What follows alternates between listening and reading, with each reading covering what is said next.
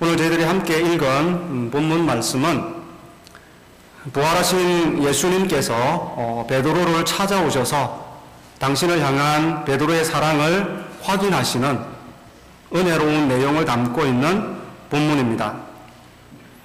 저는 오늘 말씀을 22절 끝에 나오는 너는 나를 따르라 라고 하는 You must follow me 라고 하는 이 말씀을 중심으로 해서 다음에 몇 가지를 살펴보려고 합니다.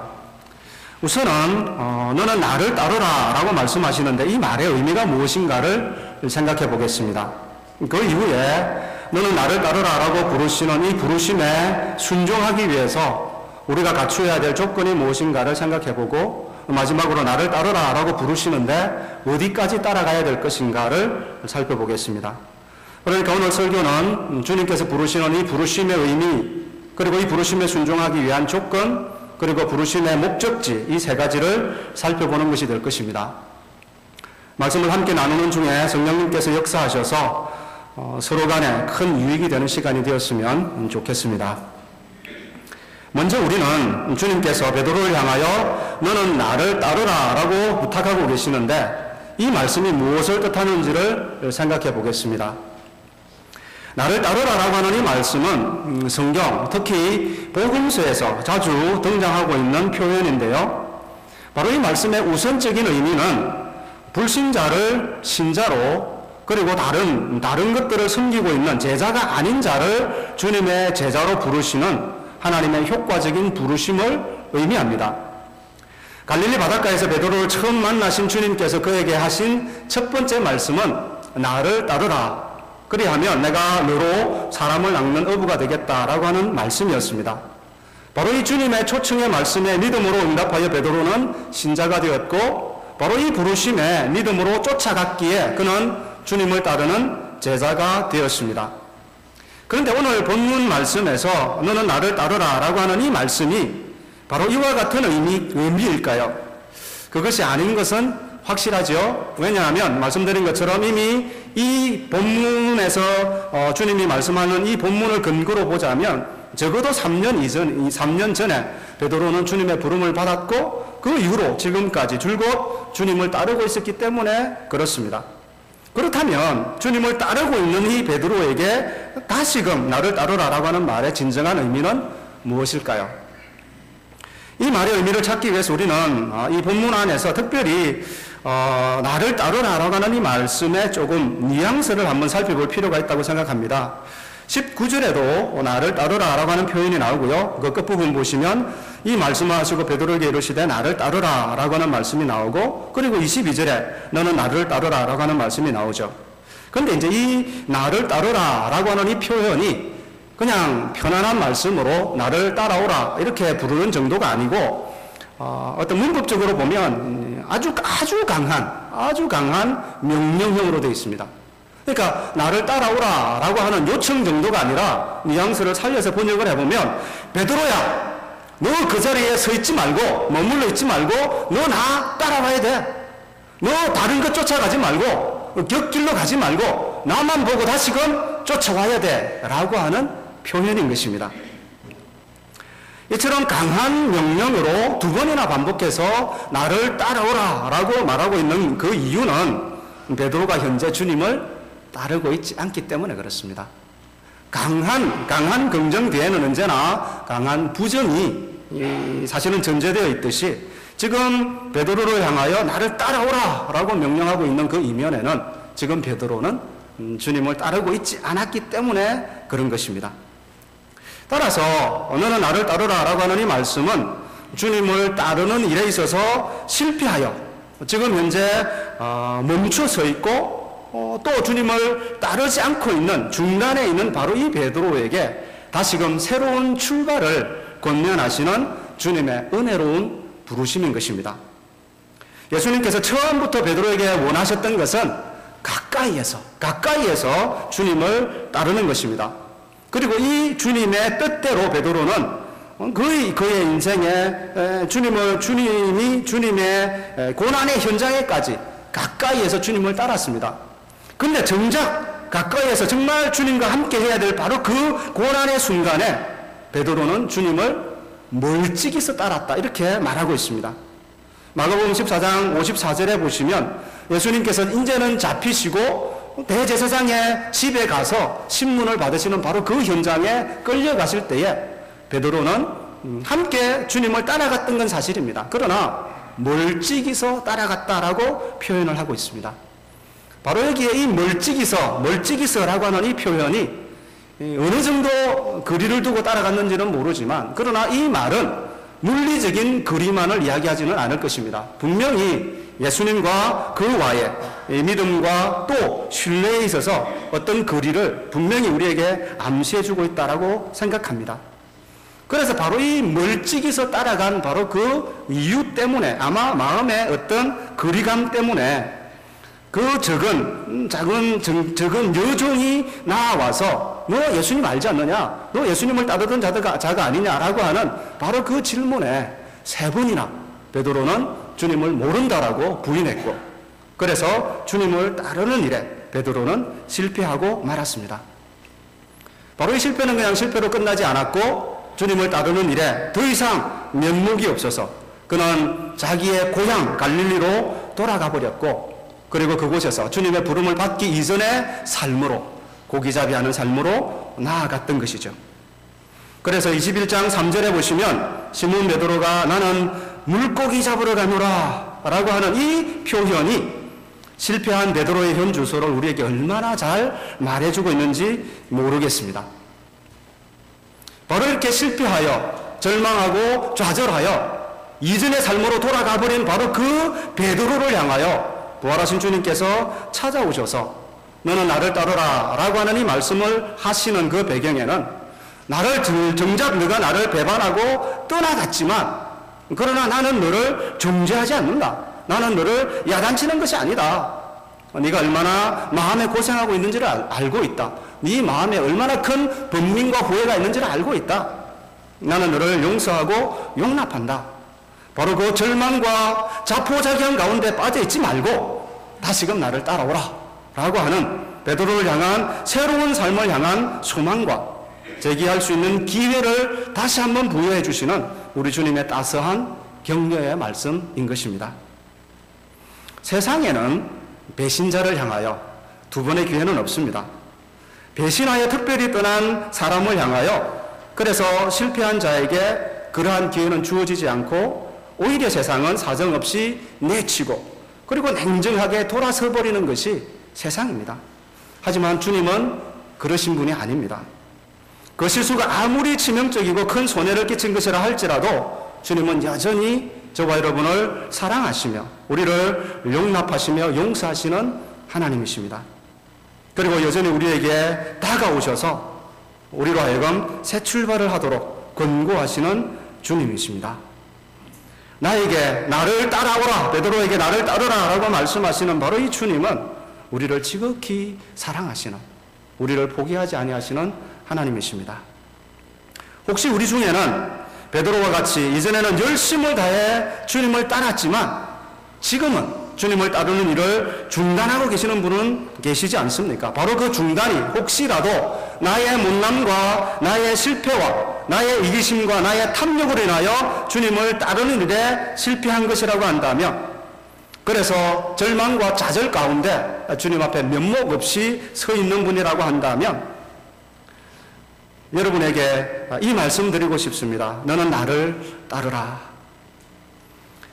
나에게도 우리에게도 새로운 소망이 있습니다. 왜 그런가 하면 우리 주님이 부활하셨고 그리고 그 주님께서 우리를 찾아오셔서 우리로 하여금 새 출발을 권고해주고 계시기 때문에 그렇습니다.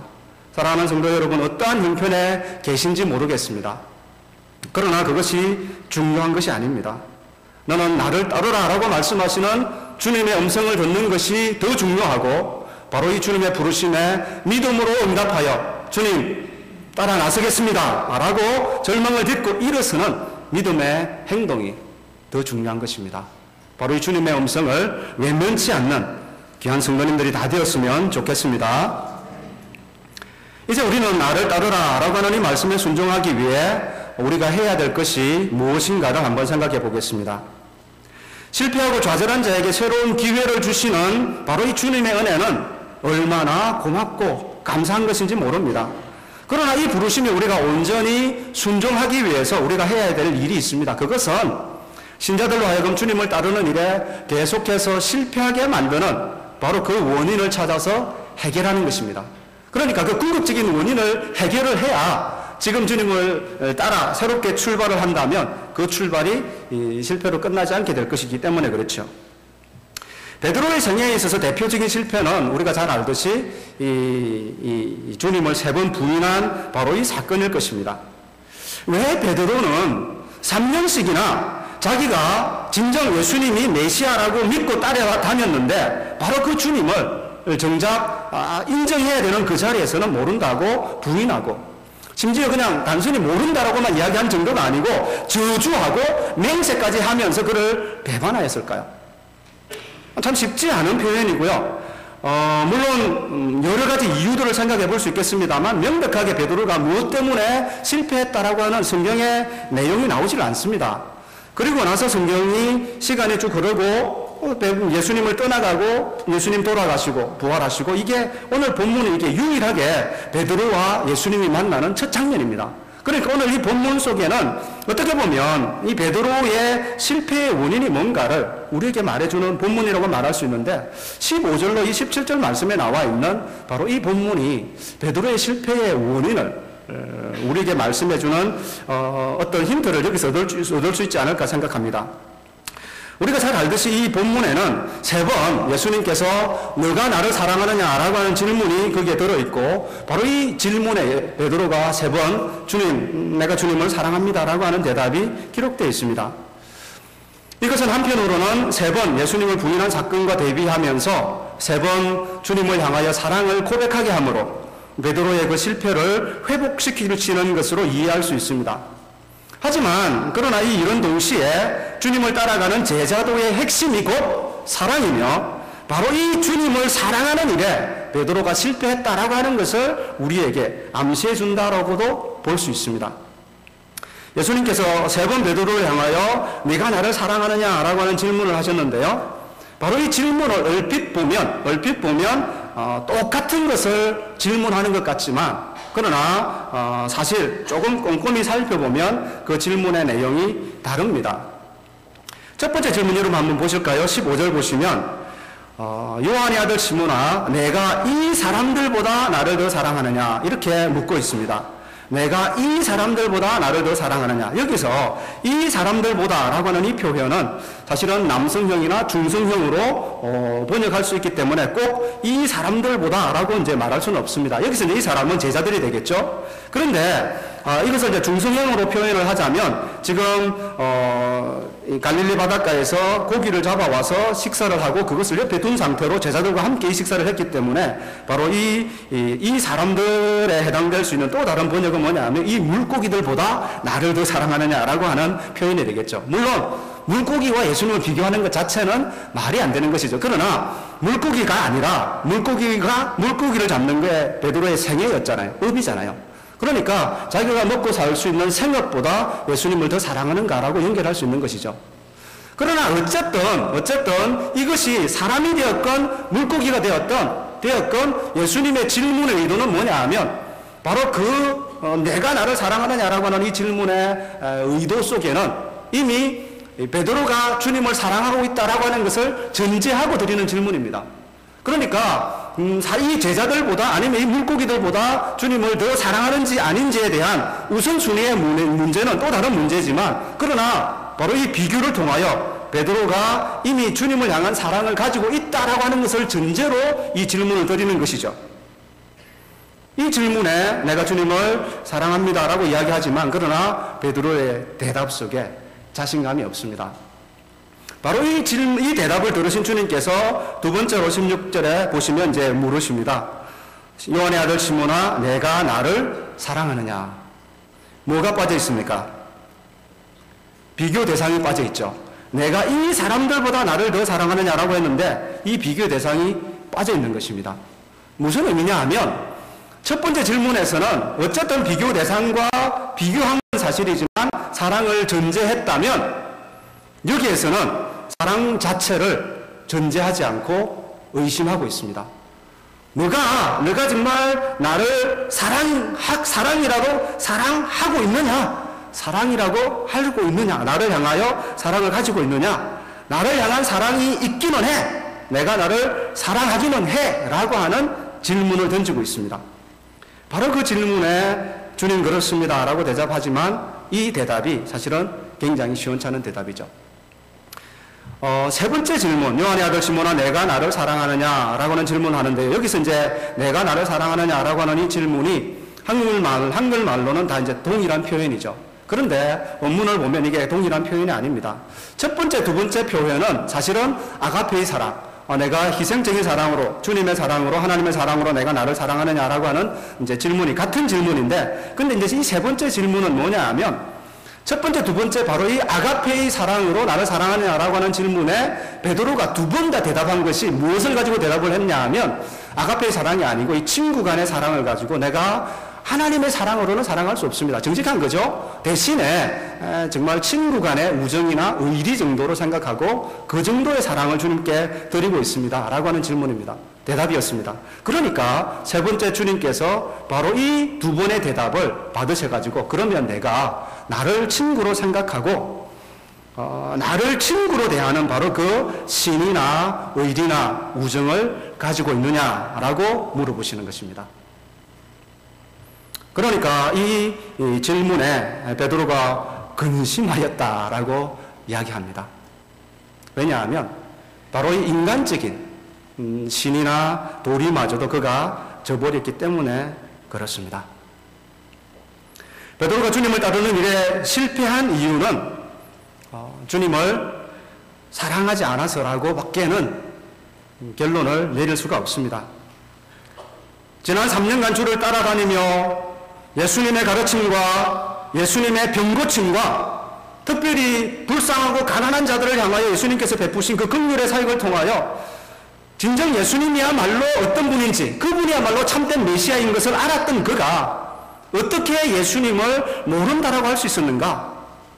더 나아가 당시의 문화로 보자면 제자와 스승의 관계는 함께 동거동락하며 3년간 동락하며 수학하는 것인데 3년이라는 세월 동안 한솥밥을 먹고 한 이불을 덮고 자며 때로는 산에서 때로는 들에서 온갖 힘들고 어려운 일을 다 같이 경험해놓고 어떻게 그를 인간적으로라도 배신할 수 있었는가?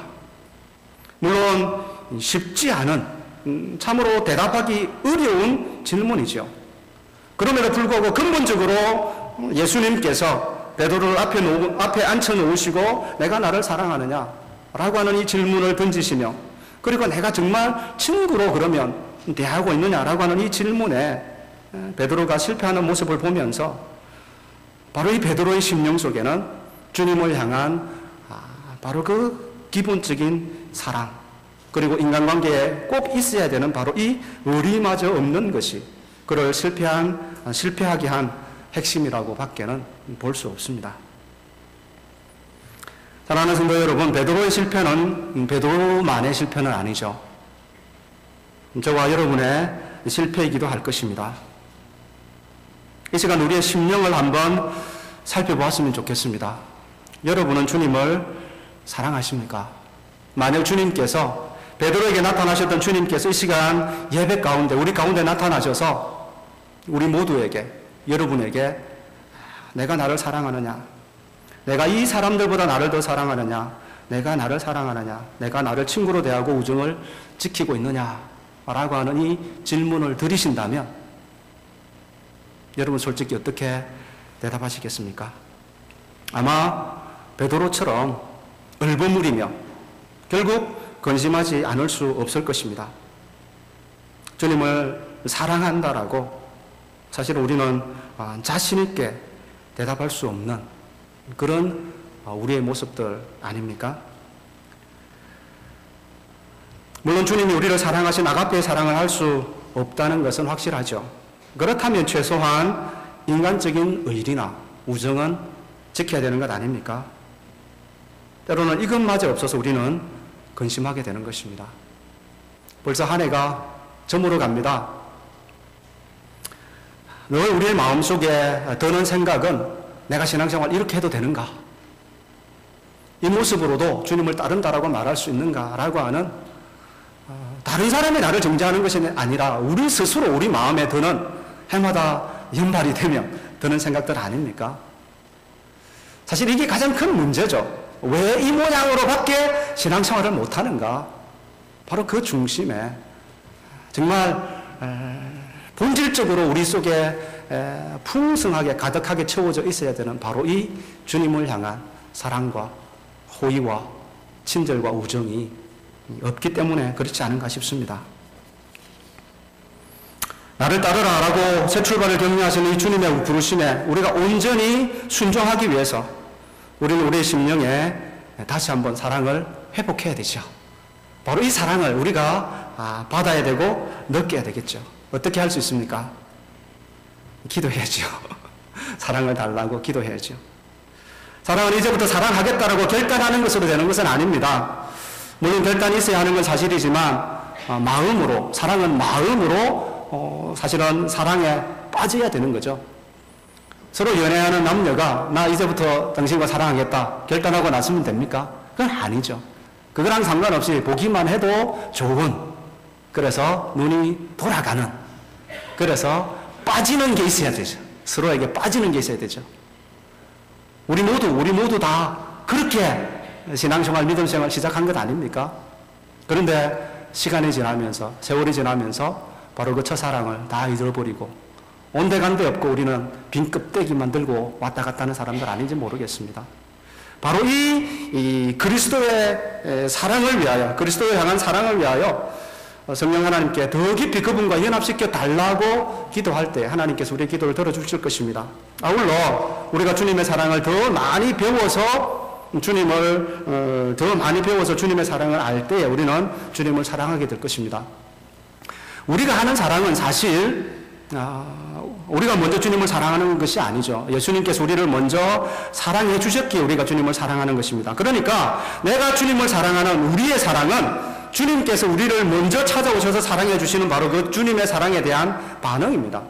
따라서 우리가 주님의 사랑을 더 많이 알게 되면 우리는 주님의 사랑을 더 많이, 주님을 더 많이 사랑하게 될 것인데, 반대로 주의 사랑을 모르기 때문에 우리는 주의 사랑을, 주님을 향하여 더 적게 사랑하게 되는 것이죠. 주님께서는 이미 십자가를 통하여 우리를 향한 모든 사랑을 다 표현해 주셨습니다. 바로 이것을 우리가 말씀을 통하여 깊이 있게 깨우치고 바로 이 주님의 십자가의 사랑이 얼마나 나를 향한 큰 사랑인가를 배우고 알 때에 우리는 그 사랑을, 동일한 사랑을 주님 앞에 드러내 보이게 될 것입니다. 아울러서 사랑의 인격적인 특성을 이해하고 바로 이 사랑을 발전시켜 나가야만 우리는 실패하지 않는 제자가 됩니다. 기독교 신앙의 핵심은 인격적이신 하나님과 인격자인 우리가 언약을 맺고 이것을 근거로 하나님과 친밀한 교제를 누리고 확장시켜 나가는 것이 바로 이것이 기독교 신앙의 핵심입니다. 그래서 우리가 주님을 믿는다라고 할 때 이것은 구체적으로 주님과의 관계를 설정하는 것이고 이 관계를 누리고 확장시켜 나가는 것인데, 사실 모든 사람이 그렇잖아요. 모르는 사람을 처음 만나면 서먹서먹한 건 사실이죠. 신앙생활도 마찬가지입니다. 우리가 주님을 믿는다라고 이야기하지만 그러나 주님과의 1대1의 관계를 새 출발하고 막상 주님의 임재 앞에 나 혼자 앉으면 서먹한 것이 사실이죠. 그러나 새로운 사람들 만나서 같이 시간을 보내다 보면 서로 간에 마음들이 조금씩 열려지면서 친밀함이 생기듯이 주님과의 관계도 마찬가지입니다. 그렇게 해서 우정이 발전되게 되는 것이고, 바로 이 계속 사귀다 보면 우정에서 이제는 서로가 더 깊이 사랑하는 은신의 단계로 나아가게 되고, 결국 모든 것을 주어도 아깝지 않을, 목숨까지도 드릴 수 있는 사랑을 하게 되는 것이죠. 그런 차원에서 만나자마자 주님 사랑합니다. 다 거짓말이죠. 뭘 안다고. 사랑은 그런 것이 아닌데요. 그래서 성경이 말하는 또 주님이 요구하는 바로 이 사랑을 이루어내기 위해서 우리는 사랑을 작은 것에서부터 실천하고 연습해야 합니다.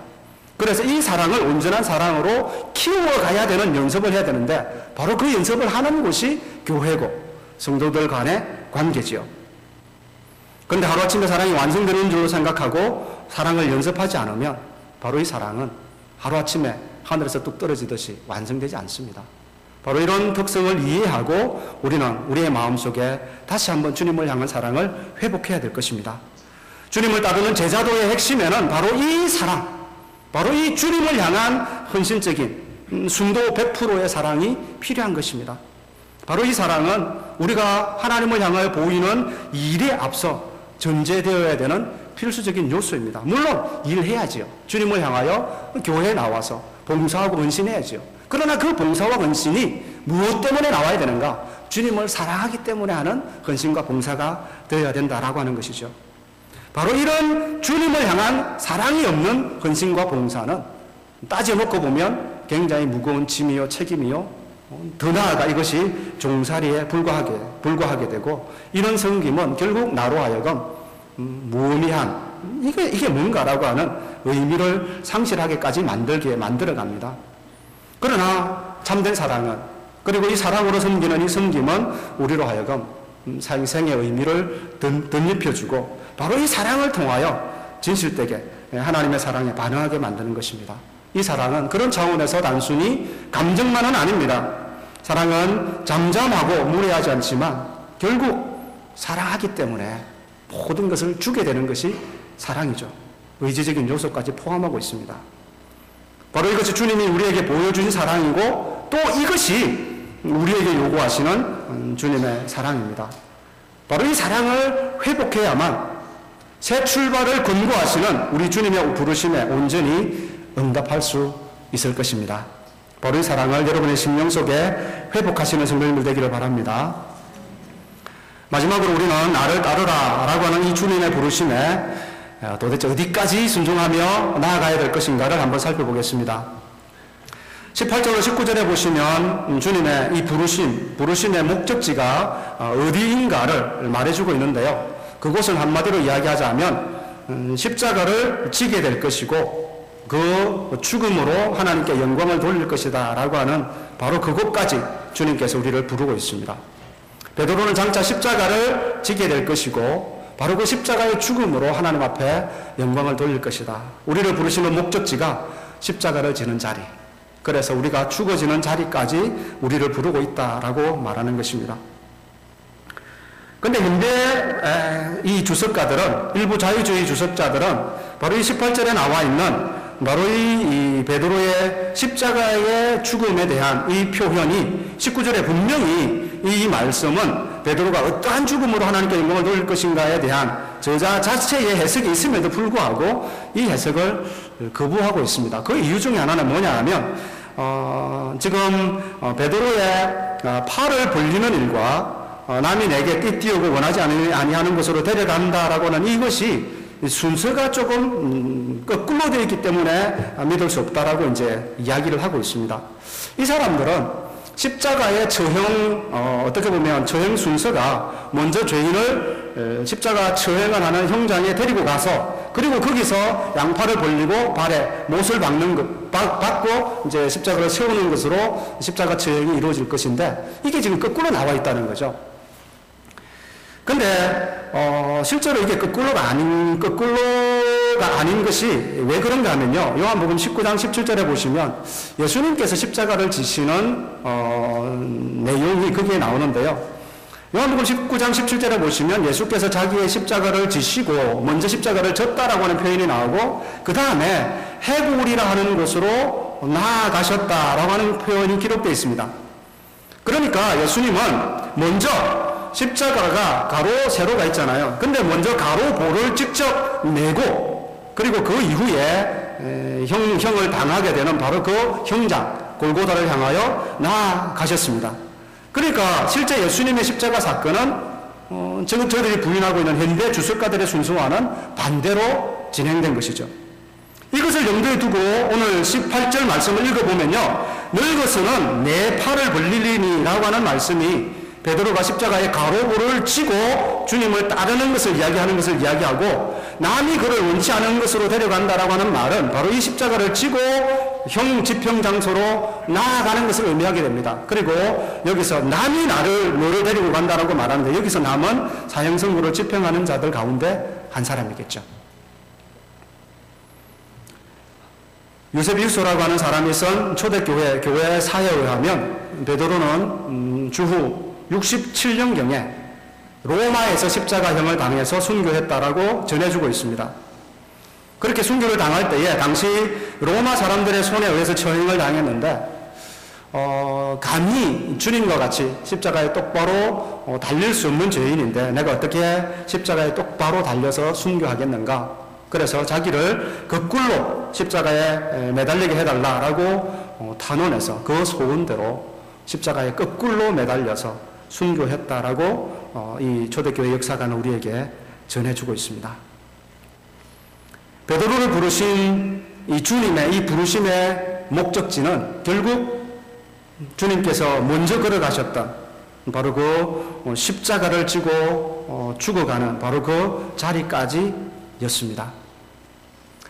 이 자리가 쉬운 자리가 아니죠. 주님도 십자가를 앞에 두고 겟세마네 동산에서 기도하시면서 할 수만 있으면 이 잔을 넘겨달라라고 할 정도로 피하고 싶었던 자리, 바로 그곳을 향하여 주님께서는 베드로를 부르고 계셨습니다. 사랑하는 성도 여러분, 저와 여러분을 부르시는 주님의 부르심의 최종 목적지를 확인하셨습니까? 다들 긴장하고 계십니다. 첫 번째 요점을 말씀드릴 때는 여러분들의 얼굴이 환했었는데 바로 이 십자가의 죽음의 자리로 우리를 부르시고 있다라고는 부르면은 여러분의 얼굴들이 많이 굳어 계시는데요. 너무 그렇게 긴장하지 말았으면 좋겠습니다. 우리 모두를 물리적으로 십자가를 지고 순교의 자리로 나아오라라고 부르시지는 않으시는 것 같습니다. 물론 그 가능성이 전혀 없는 건 아니지만 우리 모두가 그렇게 될 가능성은 전혀 없고요. 그리고 그 중에 우리 중에 한 사람이라도 혹시 이런 자리로 나아갈 사람이 있을까? 사실은 의문이 됩니다. 그런 일은 없을 거예요. 왜? 시대가 다 바뀌었고 지금 십자가로 처형하는 형부를 갖고 있는 나라가 거의 없고 우리가 사는 미국에는 전혀 없기 때문에 그렇습니다. 대신에 그러면 주님께서 나를 바로 이 십자가를 지는 자리로까지 부르고 오겠다라고 하는 이 말씀을 우리가 어떻게 적용할 수 있을까요? 한 가지 가능한 적용은 주님은 나를 따르려거든 자기를 부인하고 자기 십자가를 지고 나를 따르라라고 하는 바로 이 말씀을 우리에게 주셨는데 바로 이 말씀에 나타난 것처럼 우리는 십자가를 지는 삶으로 바로 이 주님의 부르심에 응답해야 될 것입니다. 여기서 십자가를 지는 삶이 무엇인지에 대해서는 여러 가지로 설명할 수 있겠지만 일반적으로는 자기에 대한 죽음, 죄와 정욕과 탐욕과 이기심과 자기 사랑으로 무장되어 있는 바로 이 우리의 옛사람이 그리스도와 함께 십자가에 죽는 것을 일반적으로 의미했죠. 그런데 오늘 본문에는 바로 이 십자가를 지는 삶이 무엇인가 한 가지 우리에게 힌트를 말해주고 있는데요. 18절 보시면 내가 진실로 진실로 내게 이르노니 내가 젊어서는 스스로 띠뛰고 원하는 곳으로 다녔거니와 늙어서는 내 팔을 벌리리니 남이 내게 띠뛰우고 원하지 아니하는 곳으로 데려가리라 이렇게 말하고 있습니다. 젊어서는 내가 스스로 그리고 내가 원하는 곳으로 다녔다는 거죠. 사실은 제자도의 삶과 비교해보면 별로 절제라는 것이 없죠. 자기 부인이라는 것이 없죠. 왜? 자기가 스스로 자기 원하는 곳으로 다녔으니까. 그런데 나이가 들어서는 늙어서는 남이 내가 내 스스로가 아니라 남이 내가 원하는 곳이 아니라 원치 않는 곳으로 데려간다라고 이야기하고 있습니다. 물론 여기서 남을 아까 말씀드린 것처럼 베드로를 십자가에 처형하는 간수로 이해할 수 있겠지만 그러나 주님을 따라가는 이 제자도의 관점에서 봤을 때 우리가 따라가야 되는 바로 목표가 되시는 주님으로 이 남을 넣는다라고 한다면 사실 나 중심의 삶에서 주님 중심의 삶으로 바뀌는 것이 성도의 삶이고 제자의 삶이라고 이야기한다면 내 스스로 내가 원하는 곳으로 다니던 나의 삶에서 주님이 주인 되어서 주님이 원하는 곳으로 나아가는 것이 제자의 삶이 아니냐라고 이해할 수 있다라고 하는 것이죠. 그런데 이것이 얼마나 어렵습니까? 나 중심의 삶에서 주님이 원하는 삶으로 말은 쉽지만 이것이 얼마나 어렵습니까? 이게 쉽게 안 돼서 우리가 실패하고 있고 이게 쉽게 안 돼서 매주마다 주님 앞에 나올 때 사실은 면목 없는 모습으로 나오는 거 아니에요?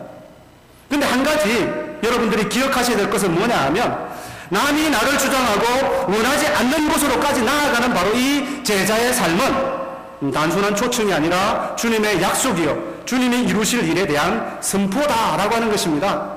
주님께서 18절에 내가 진실로 진실로 내게 이룬다, 아멘 아멘 하면서 말씀하시는 게 뭐냐 하면 너는 반드시 이렇게 될 것이다 라고 하는 주님의, 어떻게 보면 주님의 약속의 말씀이고, 그리고 여기에 남이 내 팔을 벌리리니 그리고 다른 곳으로 가리라 라고 하는 이 표현이 한국말로는 잘 안 되어 있지만, 그러나 you will, somebody else will, 우리가 영어 공부를 할 때 이 will이라고 하는 것, 강력한 의지를 표현하고 있는 말이라고 하는 거 우리가 알잖아요, 영어 문법에.